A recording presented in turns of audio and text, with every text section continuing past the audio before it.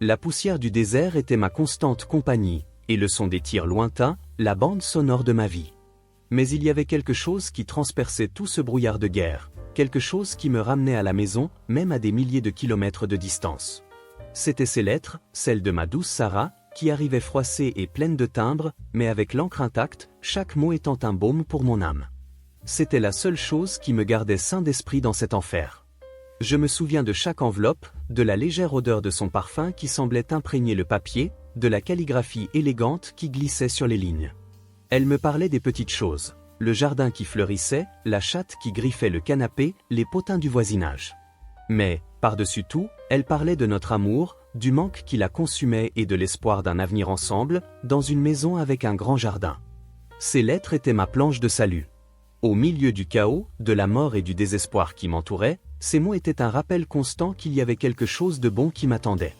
Chaque « je t'aime » écrit avec tendresse me donnait la force de supporter un jour de plus, de me battre pour un demain où nous pourrions enfin nous retrouver et oublier tout ce cauchemar. Mes compagnons d'uniforme me voyaient sourire seul en lisant, et plaisantaient sur le « soldat amoureux ». Cela m'était égal. Ils ne comprenaient pas la profondeur de ce sentiment, la façon dont les lettres de Sarah me transportaient loin, dans un endroit sûr où la guerre n'existait pas. C'était comme si elle était là avec moi, m'embrassant et me disant que tout irait bien. Je répondais à chaque lettre avec la même ferveur, décrivant un peu ma journée, mais omettant les horreurs, me concentrant sur l'espoir de revenir. Je lui demandais de ne pas s'inquiéter, que j'allais bien et que nous serions bientôt ensemble. À chaque correspondance envoyée, j'imaginais sa joie en recevant mes mots, et cela me réchauffait le cœur au milieu du froid de ces nuits sans fin. Les jours s'étiraient comme des années, mais les lettres de Sarah étaient mon calendrier. À chaque nouvelle correspondance, je biffais un jour de plus sur mon petit carnet, sentant que nos retrouvailles étaient plus proches. Elle parlait de nos projets, de notre avenir, et je pouvais presque sentir l'herbe fraîchement coupée dans notre jardin, la joie de nos futurs enfants courant là-bas. Je me souviens d'une lettre en particulier, où elle décrivait en détail la rénovation que nous ferions dans la cuisine, les carreaux que nous choisirions ensemble. C'était si vif que je pouvais presque toucher les échantillons de couleurs qu'elle mentionnait. C'était cette vie qui m'attendait, la vie pour laquelle je me battais et rêvais à chaque minute de cet enfer que nous vivions. Cependant, avec le temps, j'ai commencé à remarquer un changement subtil. Les lettres continuaient d'être pleines d'amour, mais la fréquence diminua un peu. Elle disait qu'elle était occupée, que la vie était trépidante, et moi, naïf, j'acceptais les excuses. Le manque s'intensifiait, mais la foi en notre amour était inébranlable. Dans l'une des dernières lettres avant mon retour, elle parlait d'un petit incident avec la voiture, mais le minimisait, disant que tout allait bien. J'ai ressenti un frisson dans le dos, une pointe d'inquiétude, mais j'ai vite chassé cette pensée. Sarah était forte, et j'étais sûr qu'elle irait bien. Mon objectif était de rentrer chez moi le plus vite possible. La date de mon retour arriva enfin, et l'euphorie s'empara de moi. Sa dernière lettre, arrivée quelques jours auparavant, parlait de son impatience de me revoir, de la maison rangée pour mon arrivée.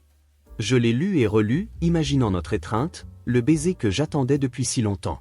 Le vol de retour semblait durer une éternité, mais son image m'attendant était la seule chose qui importait. L'atterrissage de l'avion fut accompagné d'une vague de soulagement et d'une pointe de nervosité. Je la cherchais parmi la foule qui attendait, le cœur battant fort dans ma poitrine. J'imaginais son sourire, ses bras autour de moi. Mais elle n'était pas là. J'ai commencé à ressentir une boule au ventre, une étrange sensation que quelque chose n'allait pas, quelque chose qui allait au-delà du simple retard. J'ai appelé son téléphone, mais je n'ai eu que le répondeur. Mes mains tremblaient en composant le numéro de ses parents. Le père de Sarah a décroché, la voix brisée. Il m'a demandé de venir les voir, qu'ils avaient besoin de me parler. À ce moment-là, l'air me manqua. Je savais, d'une manière ou d'une autre, que les nouvelles ne seraient pas bonnes. Son image, heureuse et souriante, commença à se dissoudre. Le trajet jusqu'à sa maison fut un flou. Chaque rue familière, chaque arbre que je reconnaissais, semblait se moquer, un rappel de ce que j'espérais et de ce que je craignais. Je suis arrivé et la maison était silencieuse, sans le brouhaha d'avant. Les parents de Sarah m'ont accueilli les yeux rouges et sa mère m'a serré fort dans ses bras, sanglotant doucement. C'est alors que le père de Sarah, la voix brisée, m'a dit la vérité. Sarah était morte dans un accident de voiture, des mois auparavant, juste après que j'ai envoyé l'une de mes dernières lettres. Sa voiture avait heurté un poteau par une nuit pluvieuse. Ces mots rebondissaient dans mon esprit, sans faire de sens. Cela ne pouvait pas être vrai. Le monde s'est arrêté. Les lettres, les promesses, les rêves, tout s'est effondré en un instant. Je ne pouvais pas respirer. La douleur était physique, comme si on m'avait arraché une partie de moi. Ces lettres, ma lumière au bout du tunnel, n'étaient plus qu'un cruel rappel de ce que j'avais perdu. Je suis resté là, sous le choc, essayant de traiter la nouvelle qui écrasait mon âme. Les jours suivants furent un brouillard de douleur et d'incrédulité. Je m'éloignais de tout et de tous, les lettres de Sarah empilées à mes côtés, maintenant un tourment. Chaque mot d'amour, chaque plan pour l'avenir, était un coup de poignard dans le cœur. Je les relisais compulsivement, cherchant un indice, un signe que tout cela n'était pas un cauchemar. La calligraphie, si familière, si sienne, semblait maintenant presque un mirage. Comment n'avais-je pas remarqué? Comment avais-je pu être si aveugle?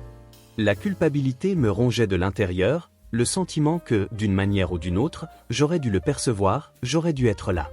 Je me demandais comment elle avait pu écrire avec tant de passion, même après. C'est alors que, dans l'une des lettres les plus récentes, quelque chose a attiré mon attention.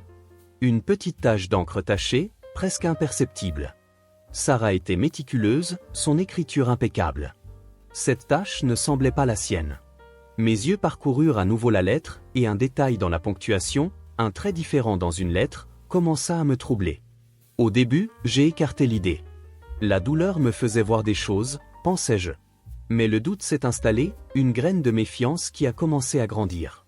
J'ai pris les lettres les plus anciennes, celles dont j'étais sûr qu'elles étaient d'elle, et je les ai comparées aux dernières que j'avais reçues. La différence était subtile, presque imperceptible pour un œil inattentif. Mon cœur battait fort. C'était comme si les mots avaient été écrits par deux personnes différentes, une tentative d'imiter l'autre. Qui ferait une telle chose? Et pourquoi? La confusion se mêlait à la douleur, et je sentais une nouvelle blessure s'ouvrir, celle d'une possible trahison. J'avais besoin de réponses, et je les trouverais. La seule personne qui pouvait m'aider à percer ce mystère était Luana, la meilleure amie de Sarah. Elle était comme une sœur pour Sarah et avait toujours été présente dans nos vies.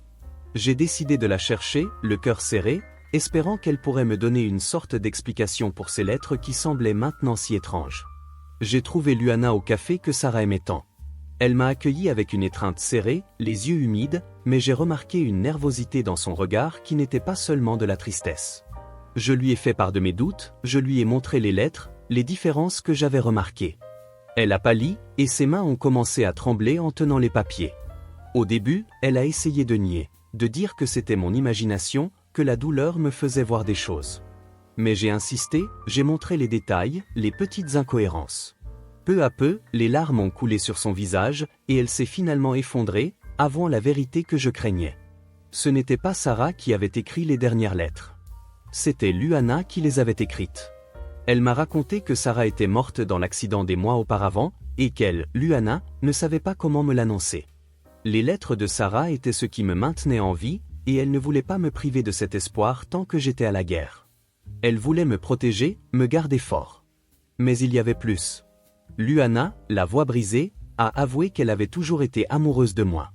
Elle a continué les lettres, imitant la calligraphie et le style de Sarah, non seulement pour m'épargner la douleur de la perte, mais aussi dans l'espoir, peut-être égoïste, de maintenir un lien avec moi, de ressentir cet amour, même si c'était un mensonge. La révélation m'a frappé comme un éclair. Le silence a rempli l'espace entre nous, lourd, dense. La révélation de Luana était comme un tremblement de terre qui ébranlait tout ce que je pensais savoir. La douleur de la perte de Sarah se mêlait à la confusion et à une pointe de colère face à la tromperie. Mais, au fond, je ne pouvais pas la haïr. Je voyais le désespoir dans ses yeux, la culpabilité qui la consumait. Luana, entre deux sanglots, m'a demandé pardon. Elle a expliqué que, malgré le mensonge, les mots qu'elle écrivait étaient sincères, que l'amour qui débordait des lettres était son amour pour moi. Elle n'avait simplement pas su comment m'atteindre autrement, comment rivaliser avec la mémoire de Sarah, avec l'idéal que j'avais construit. Je me suis levé et je suis allé à la fenêtre, regardant le mouvement dehors, essayant de tout assimiler. Les lettres, qui étaient auparavant la preuve de l'amour de Sarah, étaient maintenant la preuve d'une illusion. Une illusion construite avec tendresse, oui, mais une illusion. L'image de Sarah dans mon esprit semblait se fondre avec celle de Luana, et mon cœur était noué. Il m'a fallu un certain temps pour pouvoir parler. Je lui ai dit que j'avais besoin d'espace, de temps pour tout assimiler. Il n'y avait pas de colère dans mes mots, juste une profonde fatigue. Elle a acquiescé, les yeux encore humides, et s'est levée pour partir. Je l'ai regardée s'éloigner, sentant le poids de cette vérité sur mes épaules. Les mois suivants furent marqués par l'introspection. Je ne savais pas quoi ressentir, quoi faire. Mais, peu à peu, j'ai commencé à voir la situation sous un nouveau jour. Les lettres, même si elles n'étaient pas de Sarah, m'avaient maintenu en vie. Et Luana, dans sa complexité, avait montré une force et un amour que je n'avais jamais perçus. L'avenir était incertain, mais pour la première fois depuis longtemps, je sentais un souffle d'espoir, un chemin, aussi tortueux soit-il, pour aller de l'avant.